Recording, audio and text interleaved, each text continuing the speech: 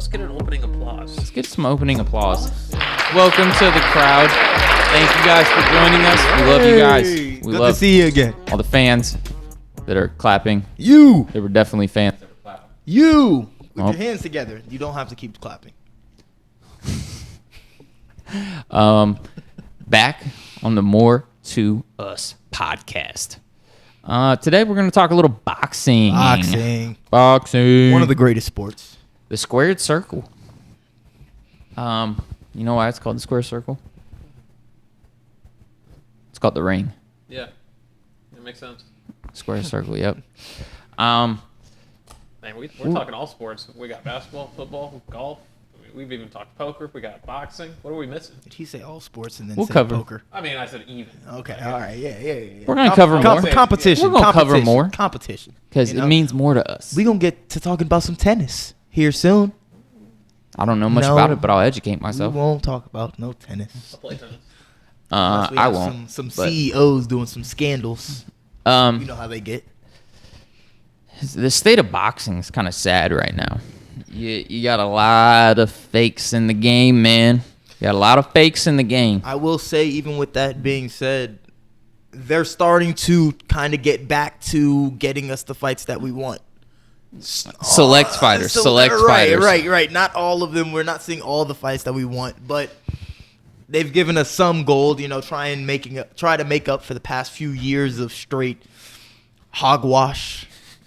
So, Real for quick, is heavyweight boxing? Does anyone care about it anymore? Because I have very minimal Yes. knowledge on boxing. Yes. I know It's like starting to heat about back the up, 80s yeah. and 90s. What do like you- the Actually, heyday. the last First of all- 2-3 first of years all- of heavyweight boxing has been pretty well. Okay. First It of was all, actually probably the best. Tyson Fury, Deontay Wilder Yeah. is one of my favorite matchups of all time. I wish, like, if they could just keep fighting each other every fight, I'd be cool with it. You got Andy Ruiz. Anthony Joshua might make a comeback at some point. We got to bring him up because he is. To answer your question, though, no, heavyweight boxing is not what it used to be because, I mean, it got back to the point where it was like really, it was just like a couple people and it wasn't like anybody doing flashy stuff. So no, not really, but there's a lot of good guys up there. Deontay Wilder, Tyson Fury, Andy when you Ruiz, compare Alexander heavyweight Usyk. to back then. Yeah. No. I mean, absolutely boxing not. was a lot bigger back then. There wasn't Right. MMA Yeah, I and think stuff. boxing was like, I don't know, people watch. Yeah. Not that they don't now, but you know what I mean. No, So- I know Yeah, what you they mean. tune I know what you mean. So Yeah, it for sure they like tune no, in. it's not on that level, but you have Tyson Fury, who is arguably probably one of the greatest pound for pound fighters of all time. If you excuse the fact that he's never been in multiple weight divisions, Listen, if you allow that man, if he were to slim down, that would be a scary sight to see. Turn all that fat into muscle with that length, that jab. that girt. Whoa. What'd I tell you, Skip? Only Instagram models and exotic dancers need to be thick. Not that we support Shannon Sharp on this podcast, but if you're gonna be petty about a tweet in this day and age, Uncle Sharp, you know I rock with you, G. Come on now. Club Shay Shay. Club That's Shay Shay. Stop that's playing. what you want to attend. You want to attend Club Shay Shay. Club Shay Shay. That's not what this video is about. I'm gonna have some cognac, so I'll be all right. Um. I'll be all right. So I don't like wait, Hennessy. right now I don't like Hennessy. we got big. Well, that's not what this video is He's about. a wine guy. That's not what this video Yeah, is we're about. talking boxing. Let's get back on. So we got some big. Yeah, I know. I'm trying. I'm trying. I'm trying. We're doing if, it. if I could continue to speak, that'd be wonderful. You want me to cut you off one more time? Hold If on. you Go could. ahead. Go ahead and talk real quick. So, like I said, we got some good matchups I'm a coming. wine guy myself. We got some good matchups coming. Errol Spence and Terrence Crawford are finally gonna give us a fight. Tell Finally. you what, the big fish is gonna whoop his ass. Mark my words. Is that what you think? what I believe. We told It's what him I know, that baby. he's not. Jesus Christ. How does it feel to just be flat out wrong with such confidence? And I the got thing- Bud. Of course we do. It's Of gonna course go the distance. The way I see it happening, it goes the distance. Crawford wins, probably split decision on the cards. I see a TKO happening late, maybe 8 or 9. Oh, you think he's gonna take you think he's gonna take Errol Spence deep and then just I think so. I don't. reel him in? He's gonna fight Reel with him in. for a little bit. He's gonna reel him in. He's gonna reel him in. You know what I'm saying? When is the fight? July 29th? Okay. Yeah. Had an early press conference, but Yeah, they got a lot of promotion going on. I mean, but this is a fight that's taken like 5 years to make now. And this been is wanting it. like we've been wanting this for a while. Like Terrence Crawford is probably the best pound for pound fighter in the world right now. Could be Tank. After that, it's really not a competition. I don't think Errol Spence is on. Like I've watched Errol Spence fight.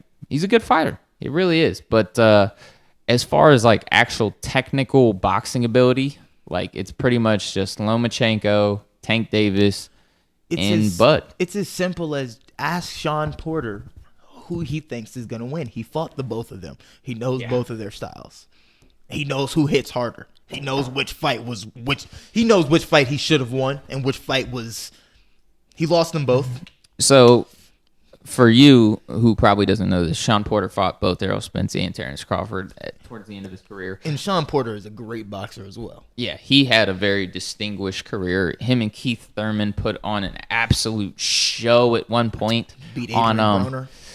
I think they did it on on PBC, the public boxing network championship or something. I forget what it stands Sean for. Porter is one of them guys that people forget is really good at boxing. Yeah. Really knows what he's talking about. I mean, see, so one thing when we talk about the current state of boxing, one thing that I hate, and I've told him this, is they're trying to keep that zero there because that check gets infinitely bigger.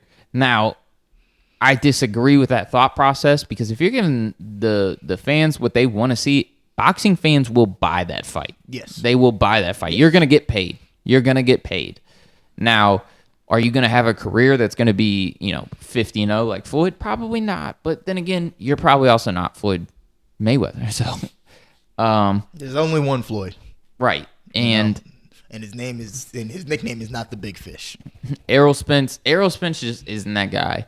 Ryan Garcia got exposed as not being that guy. I told him. So that was another fight that it happened this year. And we had this conversation a year ago. Yeah. Over a year ago, actually. When it was just the thought process of these two fighting. Yeah. And I told him, I'm like, yo, sure, Ryan Garcia's got a lot of speed. I was like, but Tank Davis is like locking yourself in a cage with a pit bull and then like trying to win. Tank Davis is a boxer. Ryan Garcia is a boxing personality. Significant difference for those who don't know, but significant difference. It's like the difference between Ben Simmons and an actual basketball player. So we got a lot.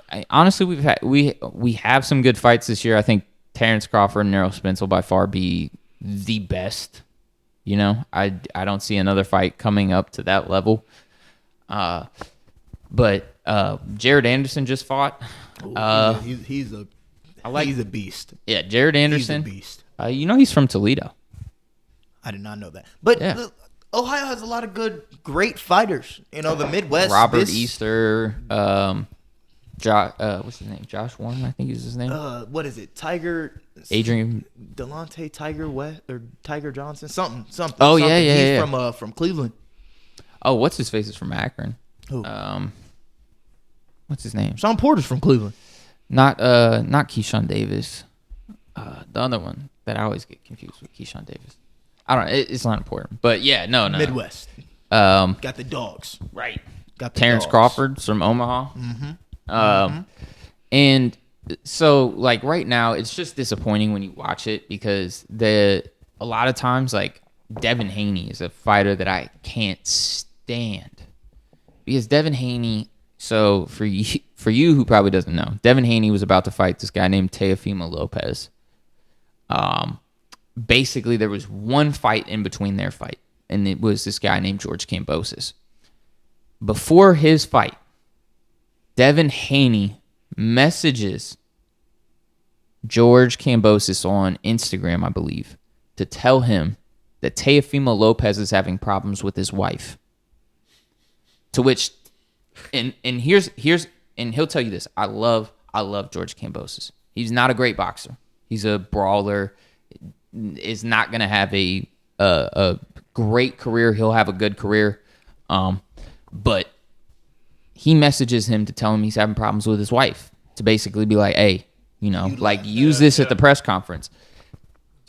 He goes out and says, yo, why is this fucking rat messaging me on Instagram to tell me that he's having problems with his wife? I don't want to. No, buddy. You're like, that's bitch made shit. I like that. Yeah.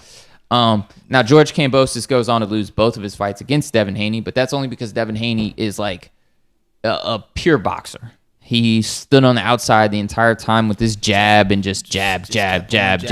He was just timing George Kambosos. Like I said, George Kambosos is not that good of a boxer. He is subpar at boxing. He's a good brawler. When he went in there with Teofimo Lopez, which is what Devin Haney realized, Teofimo was a way better boxer. Teofimo Lopez is actually a phenomenal fighter. Really good fighter, yes.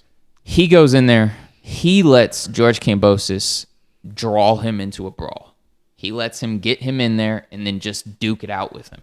He could have won with his jab standing on the outside, but Teofimo Lopez is a real one, and I respect him for this.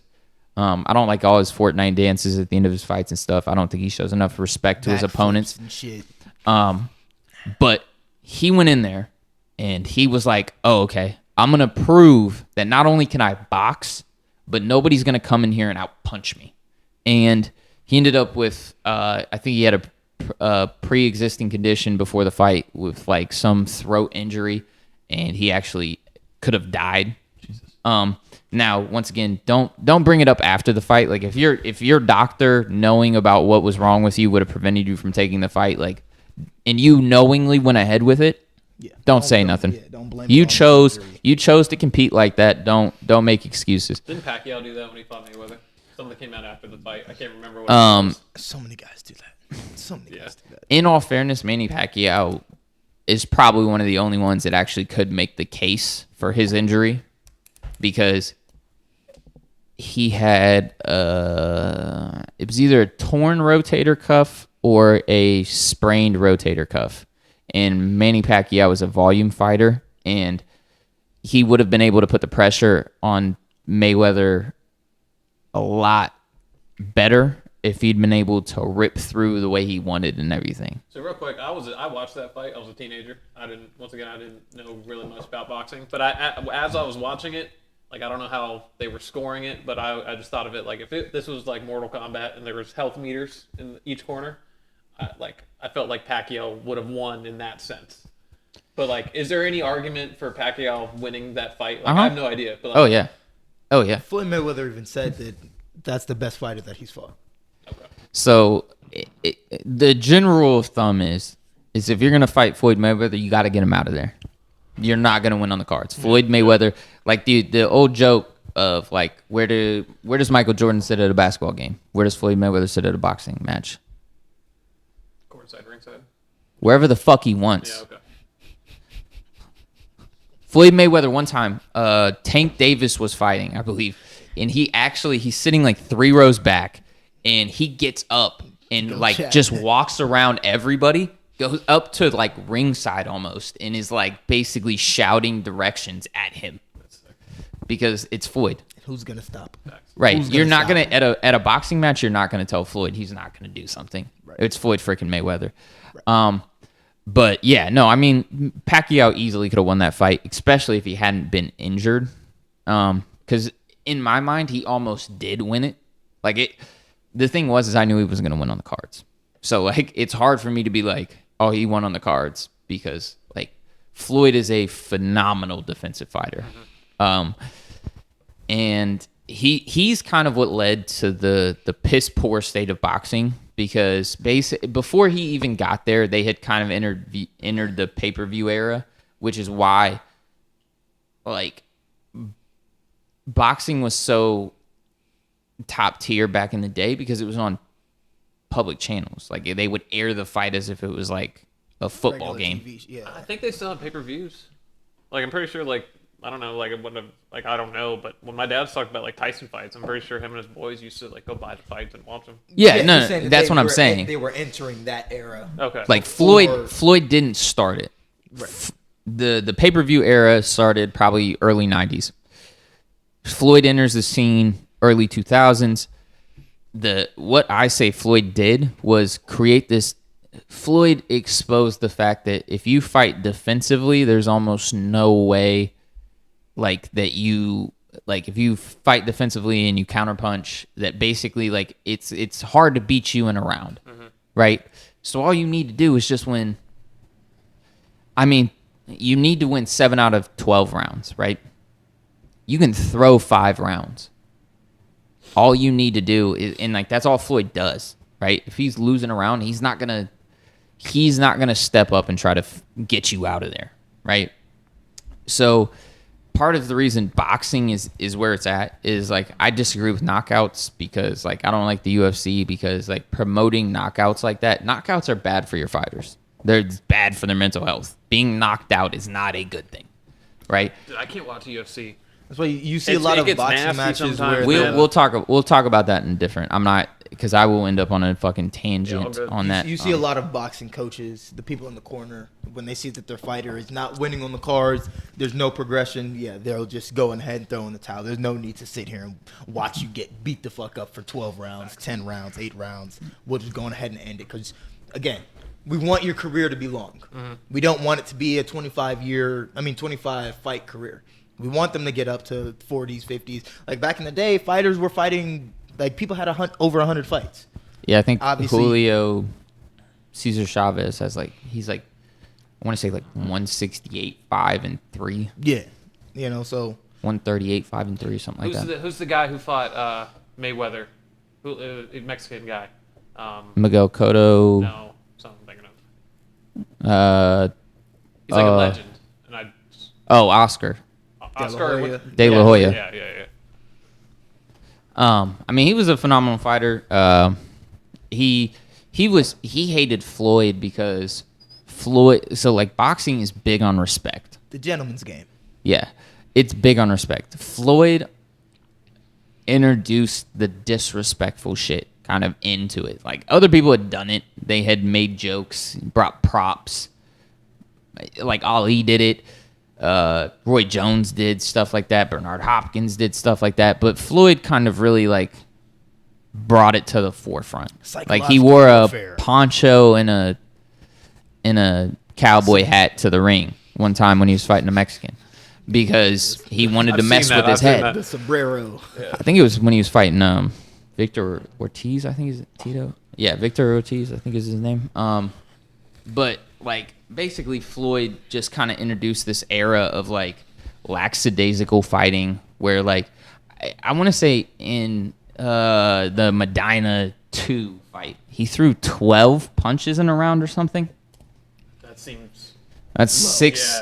Yeah. That's 4 punches per minute.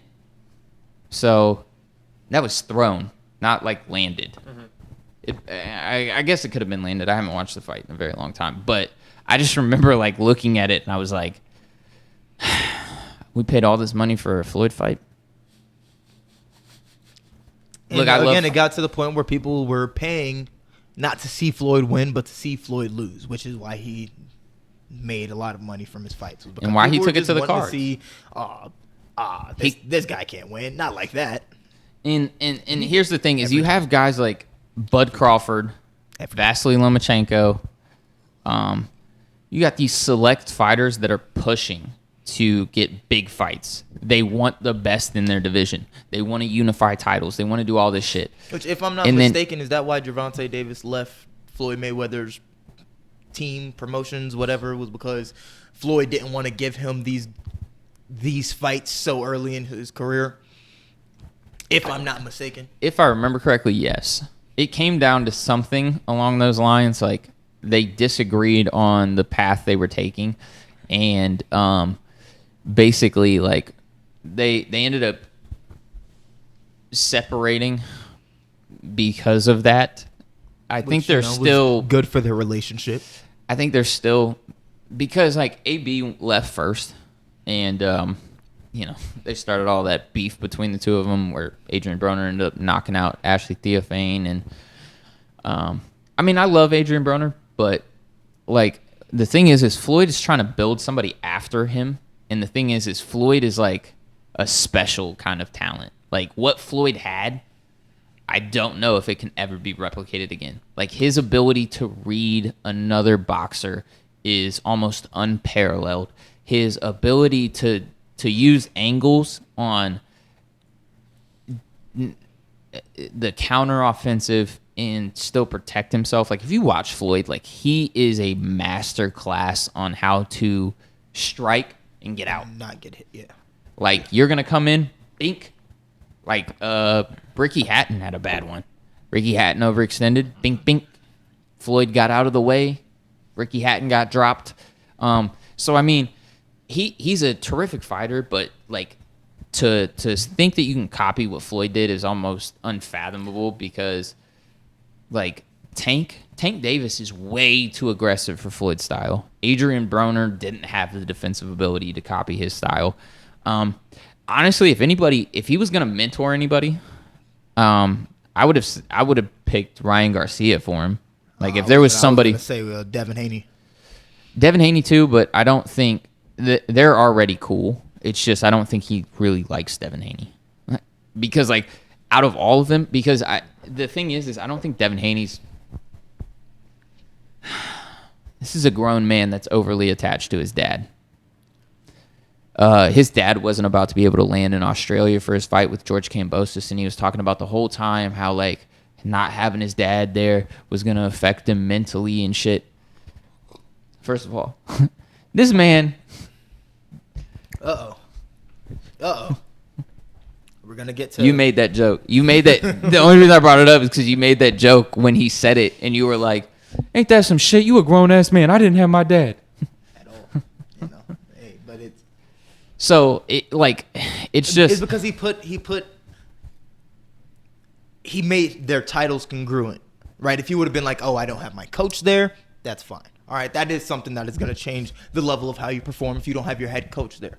Now, if he would have said that, I don't have my coach here to tell me everything. He knows my game. He's been watching my game forever. You know what I'm saying? But instead of saying my coach, I miss my daddy. I miss my daddy. You know what I'm saying? My daddy's not here to talk shit on my behalf. Because Bill, Fucking Bill. He was running his mouth.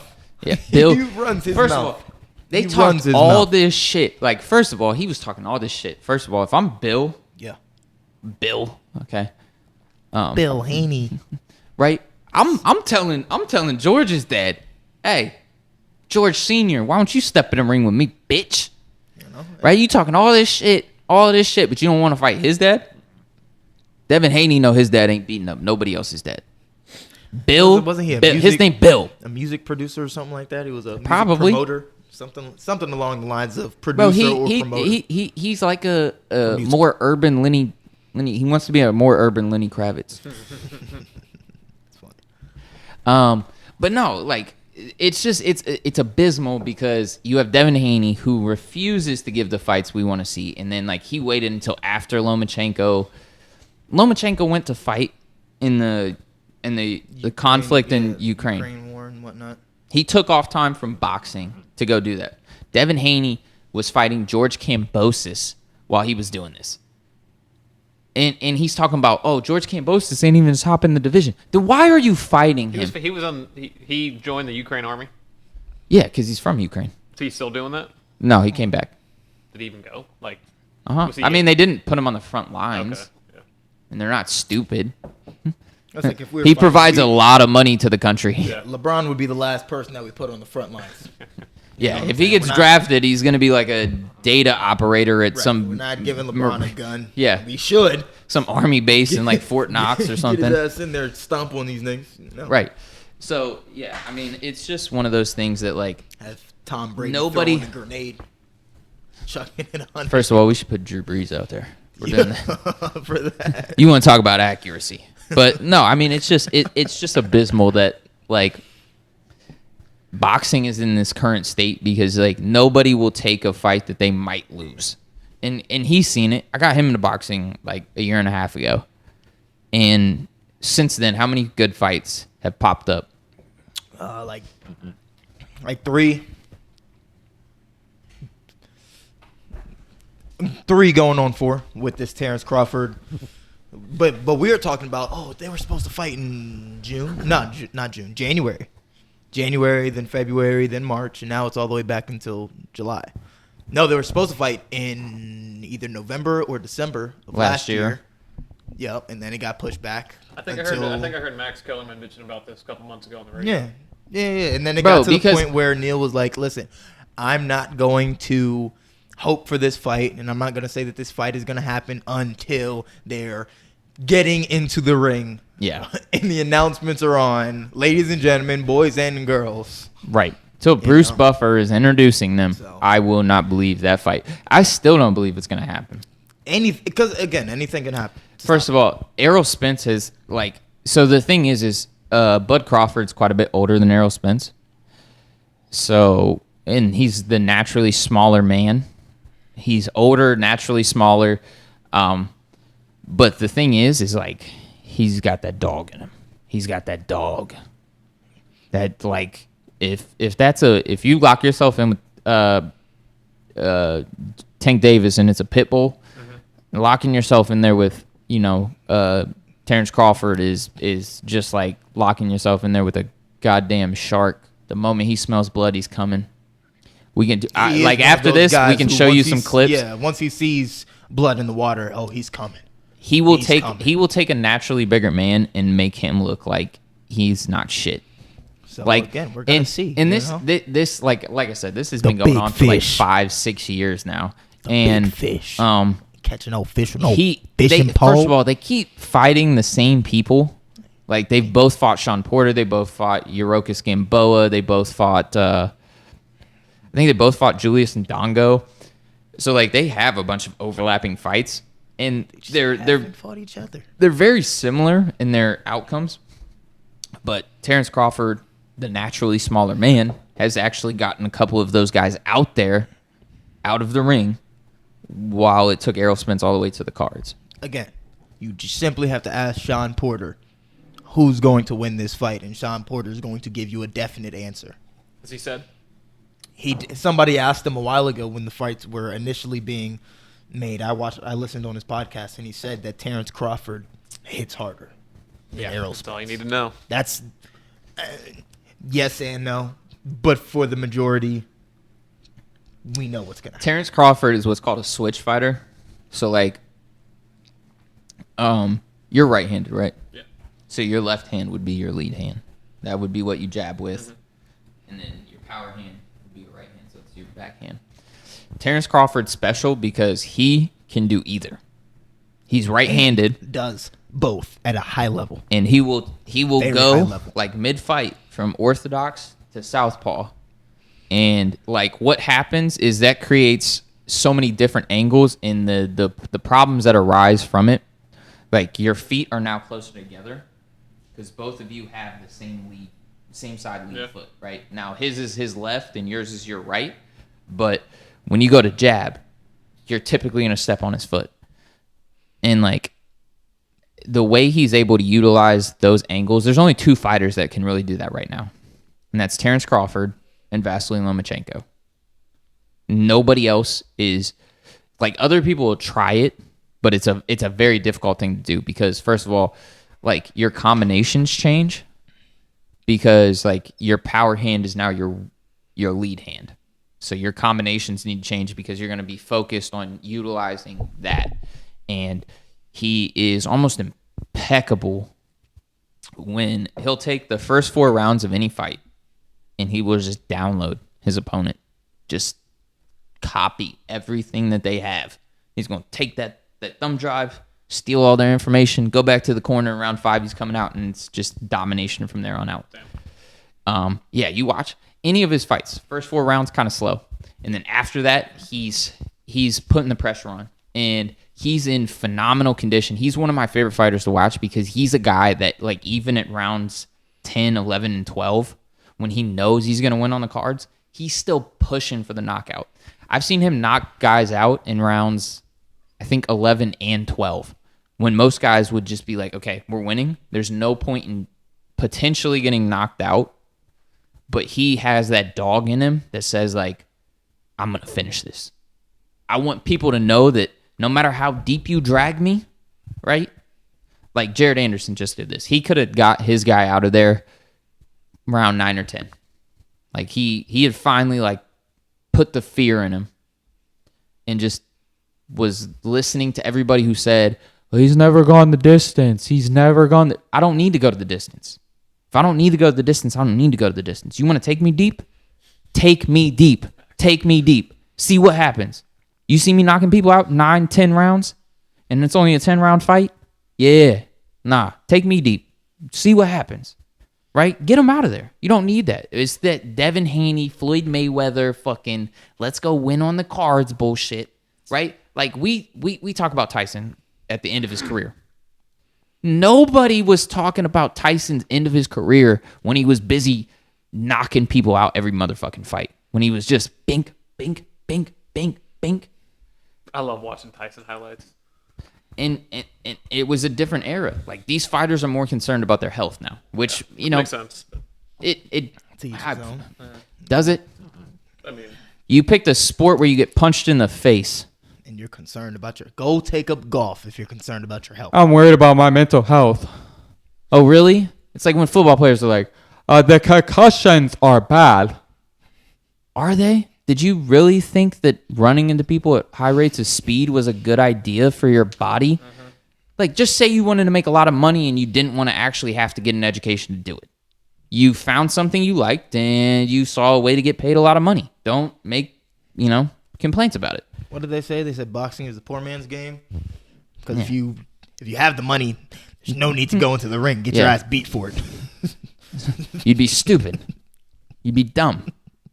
So, yeah, I mean, it's just a matter of like the guys that are out there right now that are going to bring boxing back are Tank Davis, Lomachenko, Terrence Crawford, maybe Errol Spence if he decides to get his shit together, stop drinking so damn much.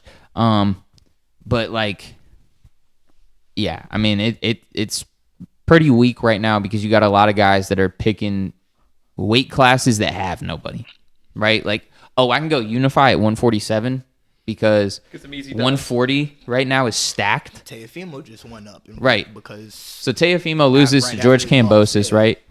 And he immediately jumps weight classes.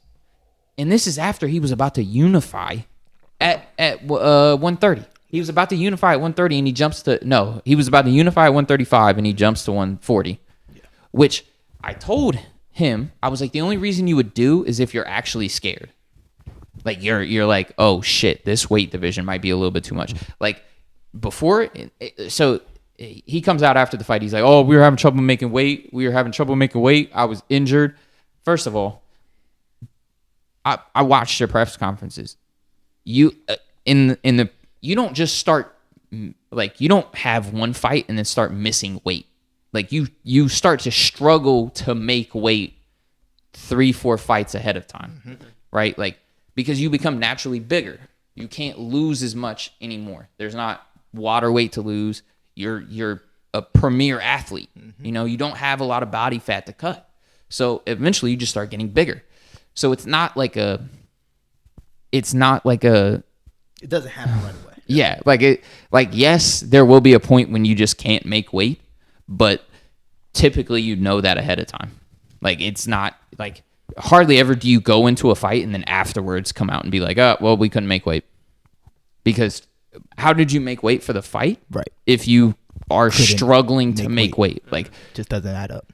Add up. And the thing is you'll see guys, they will kill themselves to make weight sometimes. And it's just there's nobody that cares about making a fight worth watching right now. You have so many guys who just will take a weaker opponent to just not have to risk losing that zero. Like Ryan Garcia, I knew he was going to lose the fight. I told him this. I was like, there's not a chance in hell. He's 17-0. He's the guy that should have kept the zero, right? Like if you take that fight, take the fight. Cool. But understand that like now locking on, you yourself. just have to take big fights. Because like basically, you get to a point in your career where you start taking big fights, and then after that, you don't really get an option. Because once you get a belt, you're now competing with contenders. Whoever's second in your whether it's WBO, WBA, right? Like you now have to fight that second best guy all the time. And so, I would implore you to keep your zeros until then. And after that, you just, start taking your big fights and go from there. But you got everybody who just wants to relax for their entire career. They want the payday. That's what boxing has turned into. Whoever's getting paid, who's paying me the money, And Fimo, he's also one of those guys who I did come to respect because he said that he wasn't getting paid what he thought his value was. So he said, I'm not fighting. He gave the titles up that he had. He said, I'm not fighting until I get my payday. Which, I mean, depending on how you want to look at it. should have won that fight. He should have won the fight so that you don't have to worry about it. But, I mean, if he's man enough to say, you know what, they're not giving me my money, so I'm just not going to give them my platform. They're not going to be able to use my name to make money themselves and then pay me what he considers chump change, so. Yeah, I mean, I respect taking a stand, but at the same time, like, before you make that stand, make sure you're that guy. Make sure you're that guy. Adrian Broner, Adrian you were that guy. Sure. So Adrian Broner, at one point, when he leaves Floyd Mayweather, he's kind of like, Floyd was his promotional entity, and then he switched to his own company, About Billions, and then he was kind of struggling to get big paychecks for his fights, especially because, like, promoting a fight is not necessarily easy. And he steps away from Floyd.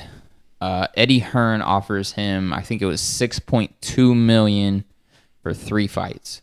And he turns him down on Instagram with a screenshot of it and says he is being offered slave wages.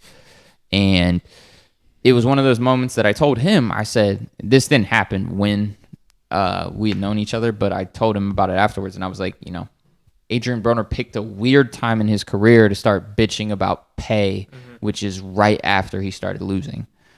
I was like, take your money, right? Like, go get your guaranteed payday. I'd be interested to see what he's getting paid for his fights now, because I can't imagine he's over $2 million, considering he's like 3-5. He just had a fight recently. Maybe he's like 2-3-2 in his last 5. But, like, either way, like, these guys are going and they want $10 million paydays. And the unfortunate thing is there's only a select few of fighters who actually warrant huge paychecks. Like, I remember Terrence Crawford, when he was coming up and he was, I think, 30 fights deep, he had one where he only ended up getting paid like 1.75, and it was a championship fight in a decent weight division. I mean, don't get me wrong, it wasn't a big name he was fighting, but he got him out of there. Yeah. He got him out of there. He did his job. He won his 1.75. So, it's hard to get over $2 million. Because, like, so Dana White was talking about this with the Jake Paul fight. And he was like, what you guys need to understand, to make a fight happen, it takes quite a bit of... That was his last fight purse. What was it? Oh, okay. So his purse was 500. Adrian Broner's last purse was 500K, and then if pay-per-view sales crossed 500,000, he would end up with 1.5. So once again, took a pay cut because he couldn't keep his mouth shut. Huge pay cut. 6.2 mil to 500,000. I mean, and this honestly was Eddie Hearn throwing him a lifeline, right? This was I think he didn't like it because of who Eddie Hearn is. But I mean, the thing is like, you can't be mad when you can't get your job done. Your job as a fighter is to win your fight. You're not winning your fights. Who's gonna keep paying you millions of dollars to go out there and lose? Any idiot wants millions of dollars to go lose a fight. Make it make sense. Facts. So yeah, I mean, the current state of boxing is kind of poor, but you got a lot of guys stepping up right now, trying to make it, bring it back. What? Oh. I thought you guys had something to say. Hold my tongue.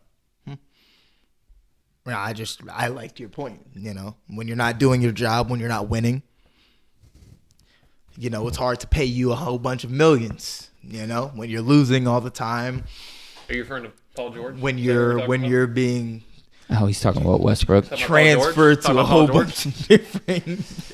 All right. hey, it's- Well, thanks for it tuning seems- in, talking it about seems more like to we us all boxing. understand that when you're not winning, you should be making a whole bunch of. I'll hit you with the. You know, Go ahead. when Paul you- George? Hey, see ya.